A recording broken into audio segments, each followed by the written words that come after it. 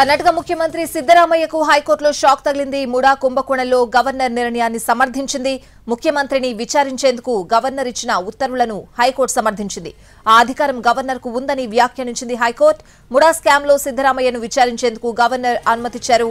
దీన్ని సవాల్ చేస్తూ సిద్ధరామయ్య హైకోర్టును ఆశ్రయించారు. ఆగస్టు 19న రిట్ పిటిషన్ వేశారు. దీనిపై ఈ నెల 12న వాదనలు ముగిశాయి. ఈ రోజు హైకోర్టు సిద్ధరామయ్య పిటిషన్ను కొట్టేస్తూ తీర్పునిచ్చింది. సీఎంకు వ్యతిరేకంగా తీర్పు రావడంతో కన్నడ రాజకీయ ముఖచిత్రం మారిపోయే అవకాశాలు కనిపిస్తున్నాయి. సిద్ధరామయ్య రాజీనామాకు విపక్షాలు డిమాండ్ చేస్తున్నాయి.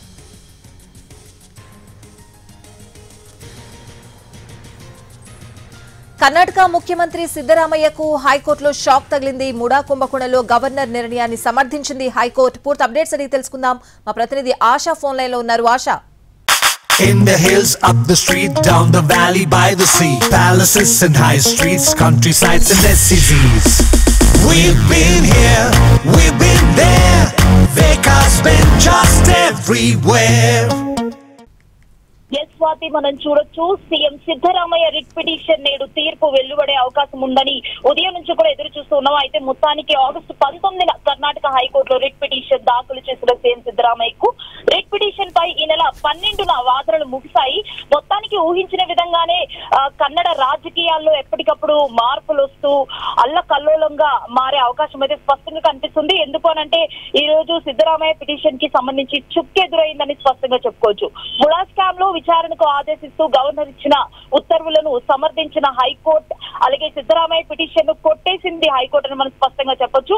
ముడా స్కామ్ లో విచారణ ఎదుర్కొనున్న సీఎం సిద్ధరామయ్యకు మరిన్ని ట్విస్టులు ఎదురయ్యే అవకాశం ఉంది. ఎందుకంటే హైకోర్టు నిర్ణయంపై సిద్ధరామయ్యకి ఆశ్రయించిన తర్వాత కూడా దాన్ని పూర్తిగా కొట్టివేసినటువంటి పరిస్థితి అయితే ఎదురైంది.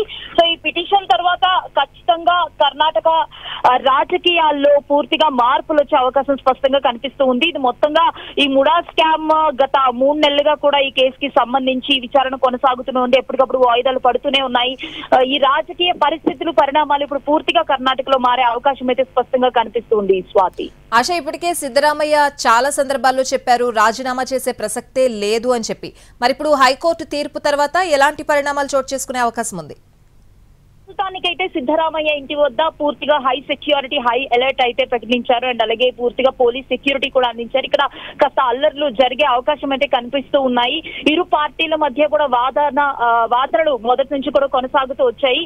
ఇక సిద్ధరామయ్య నిర్ణయం ఏమై ఉంటుంది, ఇప్పుడు కోర్టు తీర్పుకి సంబంధించి ఎలాంటి పరిణామాలు ఉంటాయని కాసేపట్లో తెలిసే అవకాశం అయితే ఉంది. Swathi, right ASHA, thanks for the updates.